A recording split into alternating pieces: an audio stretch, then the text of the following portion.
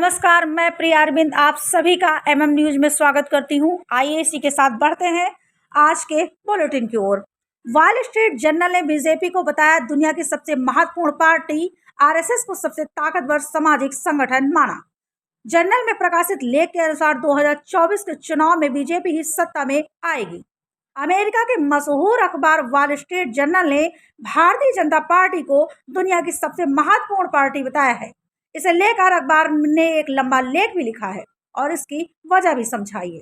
Wall street journal में Walter Russell Mead ने अपने आलेख में लिखा है, भारत की सत्तारूढ़ भारतीय जनता पार्टी अमेरिकी राष्ट्रीय हितों के दृष्टिकोण से दुनिया की सबसे महत्वपूर्ण विदेशी राजनीतिक पार्टी है।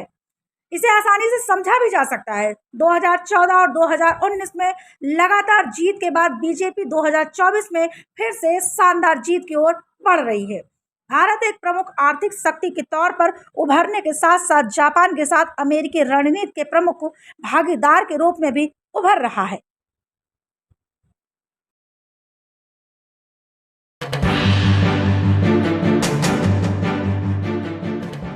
उमेश पाल मर्डर केस में एनकाउंटर के डर से लल्ला ने किया सरेंडर। जी हां, उमेश पाल मर्डर केस के प्रमुख साजिशकर्ताओं में शुमार माफिया अतीक अहमद के भाई अशरफ के गुर्गे लल्ला गद्दी ने सोमवार को रात में ही बरेली के चौराहे पर सरेंडर कर दिया है। उसने एसओजी तक सरेंडर की सूचना पहुंचाई। इसके बाद देर रात वह सैटेलाइट के पास पहुंचा और एसओजी के आते ही सरेंडर कर दिया है। उसके सरेंडर का वीडियो भी वायरल हो रहा है। गौरतलब है कि पुराना शहर निवासी लल्ला गद्दी का नाम अतीक के भाई अशरफ के साले सद्दाम के साथ आया है। आरोप है कि सद्दाम के साथ मिलकर लल्ला अशरफ को गैर कानूनी मदद करता था। इसी मामले में बिथरी, चैनपुर व बारादरी थाने से वांछित अपराधी भी था। एफआईआर दर्ज होने के बाद से ही लल्ला गद्दी फरार चल रहा था।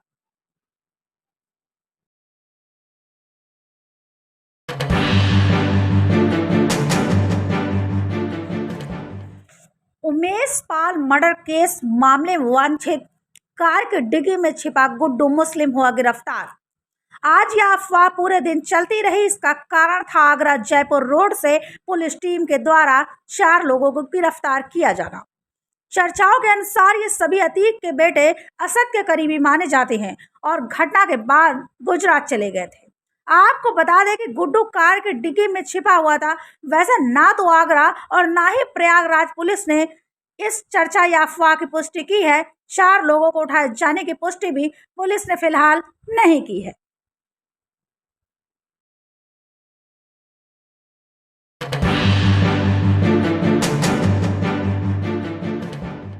गुलाम मुठभेड़ में मारा गया तो डेड बॉडी भी नहीं लेने जाएंगे। जी हाँ, खबर प्रयागराज से आ रही है। 5 लाख के इनामी शूटर मोहम्मद गुलाम के भाई राहिल हसन ने यह साफ कहा है कि पुलिस मुठभेड़ में अगर भाई को ढेर किया जाता है तो परिवार के लोग उसकी डेड बॉडी को भी नहीं लेंगे, चाहे जो भी हो जाए। अपराध करने वालों के साथ ऐसा ही सलूक होना चाहिए। उनके अपराध से पूरे परिवार को दुख झेलना पड़ रहा है। मोहम्मद गुलाम की मां खुशनुदा ने कहा, पहले भी वह इसी तरीके की आपराधिक घटना को अंजाम दे चुका है। इस बार उसने पूरे परिवार को बर्बादी की कगार पर लाकर खड़ा कर दिया है। मोहम्मद गुलाम की मां ने कहा कि आज उसके किए की सजा पूरे परिवार को मिल रही है। ऐसा उसको नहीं करना चाहिए था।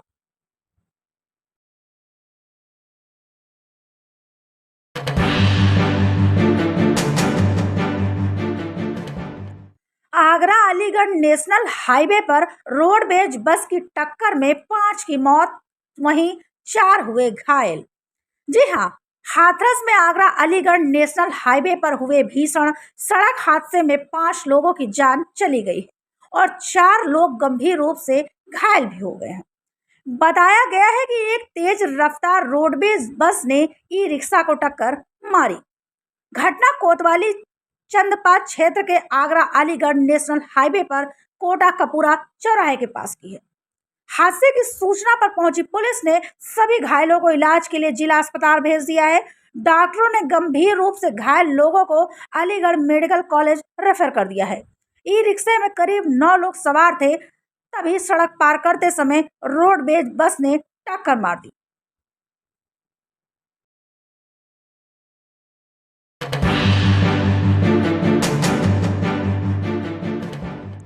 खबर रायबरेली से आ रही है, जहां पुलिस मुठभेड़ में 2 बदमाश गिरफ्तार। रायबरेली में पुलिस और बदमाशों के बीच हुई मुठभेड़ में दोनों बदमाशों के पैर में गोली लग गई है।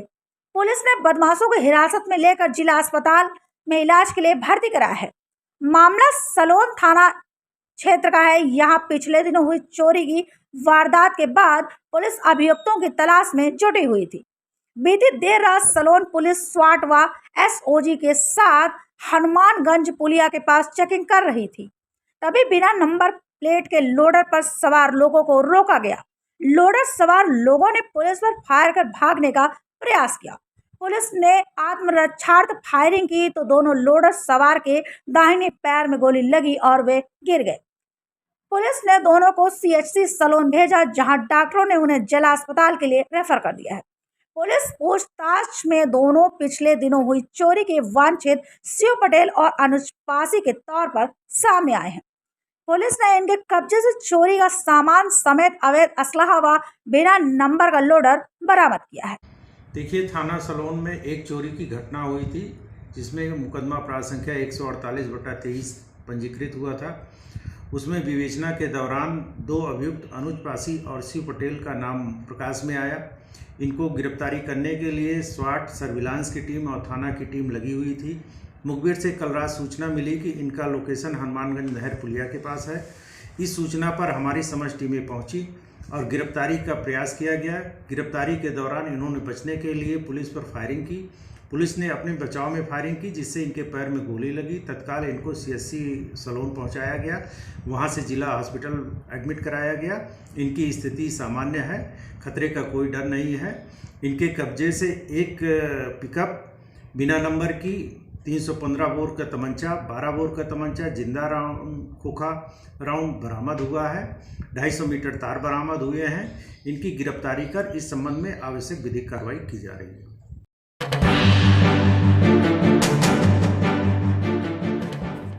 रायबरेली से खबर आ रही है, थाने से मुलजिम भगाने के आरोप में थाना प्रभारी ने होमगार्ड को जूतों से पीटा। जी हां, ताजा मामला रायबरेली के गुरबख्शगंज इलाके से सामने आया है, जहां पर थाना प्रभारी और उनके हमराही ने मुलजिम को भगाने के आरोप में होमगार्ड रामशंकर को लात घूंसे से थाने के अंदर ही जमकर पीटा है, जिसकी शिकायत आज कमांडेंट सहित आधा दर्जन होमगार्ड न्याय के लिए पहुंचे हैं। एसपी कार्यालय पहुंचकर थाना प्रभारी व हमराही पर कार्यवाही करने की मांग करते हुए पुलिस अधीक्षक को ज्ञापन देकर न्याय की गुहार लगाई है।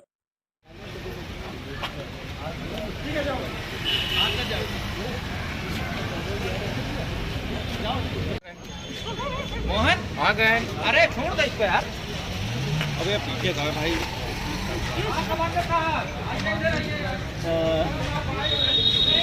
पुलिस ऑफिस क्यों आए हैं, क्या मामला है? मेरा नाम रामशंकर यादव सर, मैं होमगार्ड पद पर तैनात हूँ थाना गुरबख्शगंज में। मेरे साथ inspector Shri Nepal Singh Sengar, head constable Santosh Kumar Pal Singh ने मारपीट किया सर। क्यों, मामला क्या था? मामला था सर, एक मुलजिम लेके आए थे कहीं से, उसको वहीं बरामदे में बैठा दिया। उसके बाद पुलिस कमेटी की मीटिंग करने लगे, उसी में हमको पहरे पे मौजूद था। उसके बाद हमको जो चाय नाश्ते में लगा लिए। उसको जान की कमेटी ख़त्म होने के बाद फिर जो है मुलजिम को जो भगा दिया और उनकी माँ को सुपुर्द दिखवा के दे दिया।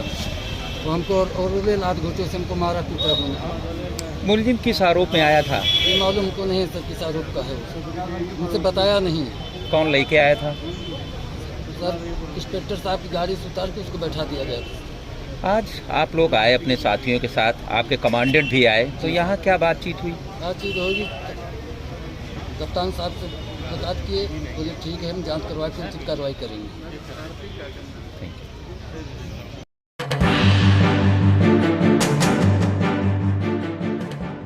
सुल्तानपुर से खबर है, जहां एमपी एमएलए कोर्ट में पेश हुए पूर्व मंत्री गायत्री प्रसाद प्रजापति। चुनाव आचार संहिता के उल्लंघन मामले में पूर्व मंत्री गायत्री प्रसाद प्रजापति को एमपी एमएलए कोर्ट ने किया तलब। लखनऊ जेल से पूर्व मंत्री गायत्री प्रसाद प्रजापति को लाया गया सुल्तानपुर एमपी एमएलए कोर्ट में हुए पेश। चुनाव आचार संहिता उल्लंघन मामले में होगी सुनवाई। 28 जनवरी 2012 में चुनाव नामांकन के दौरान समर्थकों के संग साइकिल जुलूस निकालकर आचार संहिता उल्लंघन करने के मामले में पूर्व मंत्री गायत्री प्रसाद प्रजापति पर दर्ज हुआ था मुकदमा।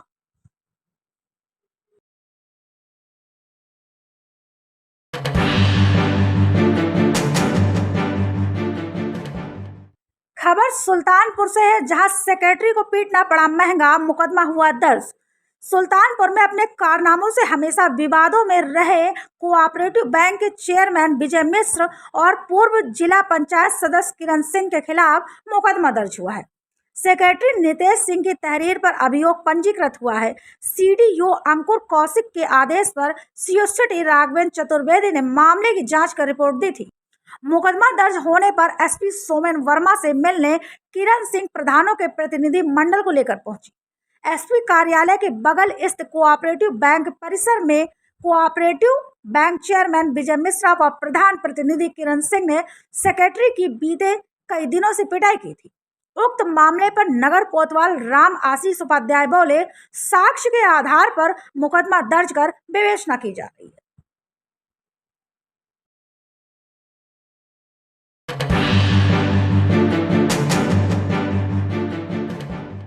बारिश और ओलावृष्टि के कारण बर्बाद फसलों के नुकसान का मूल्यांकन कर जल्द मुआवजे के ऐलान की गई मांग। किसान नेता ने कहा, मुसीबत की घड़ी में किसानों को अकेला नहीं छोड़ेंगे। खबर कानपुर से है। कानपुर उत्तर प्रदेश के विभिन्न भागों में पिछले दिनों हुई बेमौसम बारिश और ओलावृष्टि के कारण खेतों में खड़ी गेहूं और सरसों की फसलों की बर्बादी से किसानों को जबरदस्त नुकसान पहुंचा है। भारतीय किसान यूनियन के राष्ट्रीय सचिव अब्दुल मोइज चौधरी ने इस बार किसानों से सब्र से काम लेने को और शासन से जल्द मुआवजे की प्रक्रिया पूरी करके किसानों के हुए नुकसान की भरपाई करने की मांग की है। उन्होंने कहा कि यह समय हमारे किसान भाइयों के लिए परेशानी और मुश्किलों भरा है। हम सभी को हौसले और हिम्मत से काम लेना है। कोई भी ऐसा कदम नहीं उठाना है जिससे हमारे बच्चों का भविष्य अंधकारमय हो और हमारे परिवारजनों को परेशानियों का सामना करना पड़े। अब्दुल मोइज चौधरी ने प्रशासन के अधिकारियों से कहा कि नुकसान का मूल्यांकन कर किसानों को राहत पहुंचाने संबंधी कार्यों पर विशेष ध्यान दिया जाए।